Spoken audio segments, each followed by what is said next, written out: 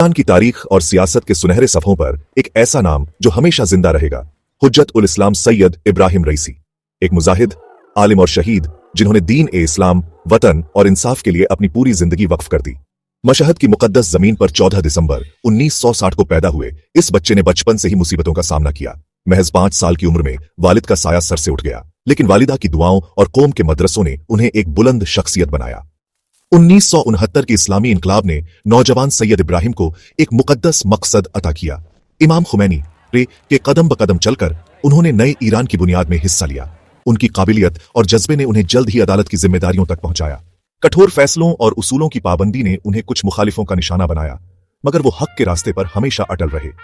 सियासत के साथ साथ हुज्जत उल इस्लाम रईसी एक मशहूर आलिम दीन भी थे। उन्होंने फिक़ह में PhD हासिल की और चंद दर्जन किताबें तहरीर की।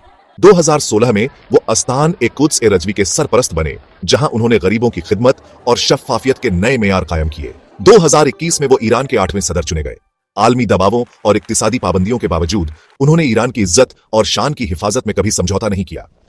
In the final chapter of Sayyid Ibrahim Raisi's life, we witness not only his tragic end, but also the enduring legacy he left behind. His contributions, his struggles, and his unwavering commitment to justice and faith continue to inspire generations. Though his journey ended, the impact of his life's work echoes through time, reminding us of the profound difference one individual can make. His legacy is a testament to resilience, dedication, and the pursuit of a just world. 19 मई 2024 का वो मनहूस दिन, Azerbaijan से वतन वापसी के दौरान कोहरे में उनका हेलीकॉप्टर गायब हो गया। पूरा ईरान इमाम ज़माना अतिफ्शी से दुआओं में मशगूल था, लेकिन अल्लाह ताला को कुछ और मंजूर था। हुज्जत उल इस्लाम सैयद इब्राहिम रईसी शहादत की बुलंदी को पहुंच गए।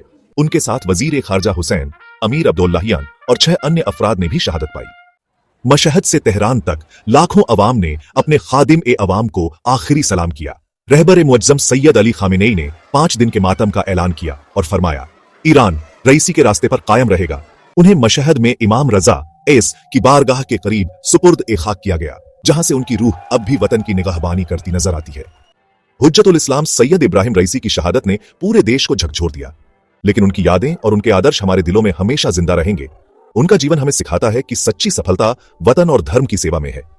हुज्जत उल इस्लाम सैयद इब्राहिम रईसी एक रहनुमा, एक आलिम, एक शहीद।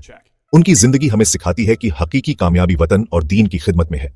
वो दुनिया ए फानी से रुखसत हो गए, लेकिन उनका मकसद, उनका ख्वाब और उनकी कुर्बानी हमारे दिलों में हमेशा जिंदा रहेगी।